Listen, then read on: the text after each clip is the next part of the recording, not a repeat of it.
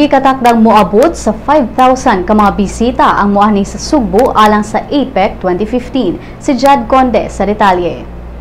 Gibutyag ni Lito Madirazo nga moabot og 5,000 ka mga bisita ang moanhi sa Sugbo sa nagsingabot nga Asia Pacific Economic Cooperation o APEC. Si Madirazo kinsa mo'y Cebu Organizing Committee Coordinator sa APEC 2015, miingon nga gipangandaman nila ang maong kalihukan o gisiguradong kaluwasan sa mga bisita. Sa gipahigayon nga forum kagahapon sa Philippine Information Agency Central Visayas Office, gisaysay ni Asteria Caberte, Director sa Department of Trade and Industry Central Visayas, nga dakong tabang sa local trade and investment ang maabot ni APEC. Tungod kay daghan man ang bisita, direkta nga makasinati sa kayuhan ni ini ang mga hotel sa Sugbo.